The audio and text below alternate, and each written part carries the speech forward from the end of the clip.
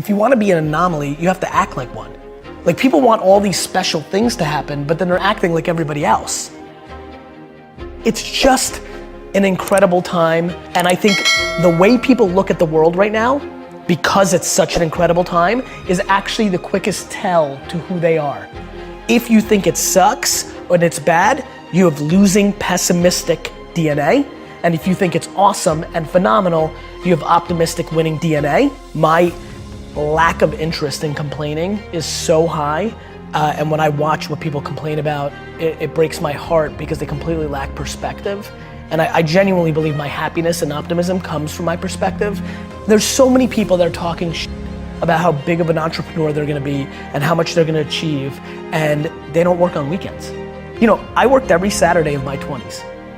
And I talk to 20-year-old entrepreneurs every single day. Lately, I've been saying to them, this Saturday, you're gonna, and not everybody's gonna be happy about everything I did, but if it's 97% of people talking good behind your back, that's a real legacy. And I wanna do it in a pop culture way. I'm gonna do it anyway. People have done that before. Just so you know, there's plenty of people. Warren Buffett's a really good dude. There's plenty of people that have done that. There's a difference. I wanna do it and I wanna be a rock star, right? And that's where you influence people. I wanna do it, but I also wanna be the most popular. And so then that person's like, oh, I wanna be him, so I guess I'll be nice.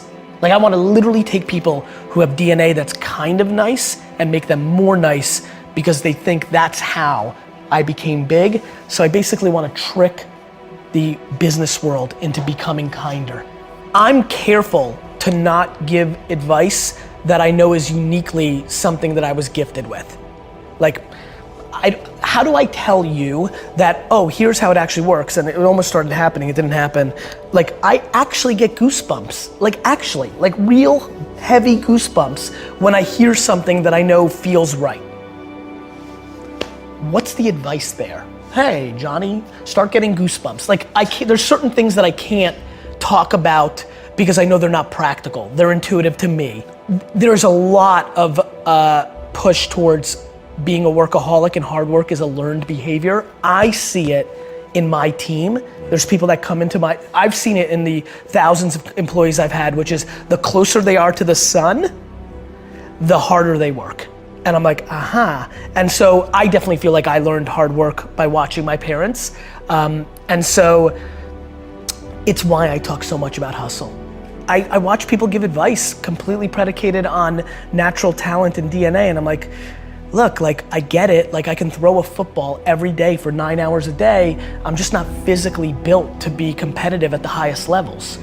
So yeah, I do think, if anybody watching right now, if there's anything they take away, it's look, you're gonna only be so pretty, you're only gonna be so smart, there's things that are gonna be natural, and then there's things that you can actually control. I do believe, and I don't know if I'm right or wrong, I don't, but I do believe that work ethic is a taught behavior. It's something you do have more control over. And so I feel like there's a shift that can make people work harder. If you're to me, life is broken down into complaining and not. So if you're not complaining, well then I have no advice for you. We're beating ourselves up. Everybody sucks at something, right? We all have shortcomings and we all have strengths. And for me, it's why don't we just audit that? Why don't we just look at it that way and be all right, well, I'm good at this, but I'm not good at that. And then I only focus what I'm good at, right? I don't dwell that I can't fix shit around the house. I call somebody to fix it. I'm not a man. I don't give a fuck. I don't get it. We all, I also think it's awesome that I'm so emotionally stable and I'm the emotional backbone of everybody. Is that what a dude's supposed to do? These cliches, these stereotypes, they're so silly. You're exactly right, man. I believe that the human race is so grossly underrated. We are good. Of course we have some bad. There's 7 billion of us. But when you look at our net score, it's bonkers shit. Do you know how much damage we could be doing to each other on an hourly basis and we don't? We're still here. We won. We're the alpha being and we've figured out how to stay together. This is insane when you think about it. And yet everybody wants to dwell on somebody said something mean. Karma is practical. I love how people think karma is this weird thing. doing good for other people is a good strategy. Like you know, I've been like trying to, I'm like, why does this thing even exist? It's actually the most common sense thing of all time. Why does karma seem weird? The f is karma? Like, wait a minute, so you're telling me like, if you do lots of good things, that weirdly good things happen to you? Yeah, that seems like common sense. Like, it's amazing to me. Anyway, I tried to do all the right things.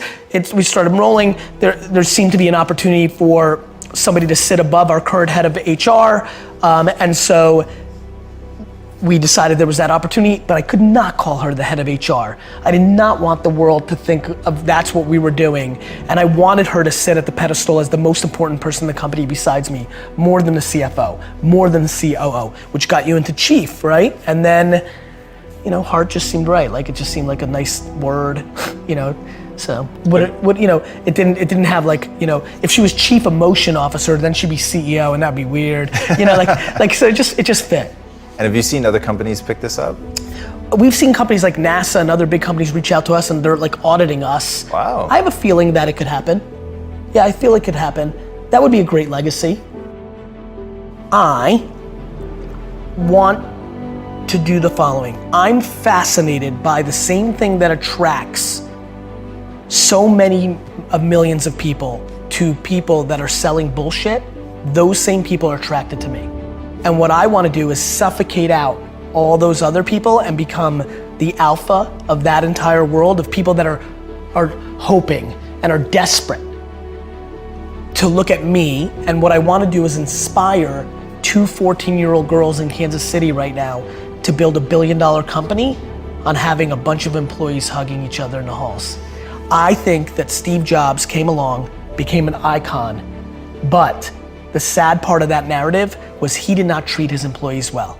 He became an icon, and the narrative became he got the most out of people by being a jerk, and that became romanticized. And a lot of people in Silicon Valley today run companies where they're mean because they think that's the right thing to do because they put Steve Jobs on a pedestal.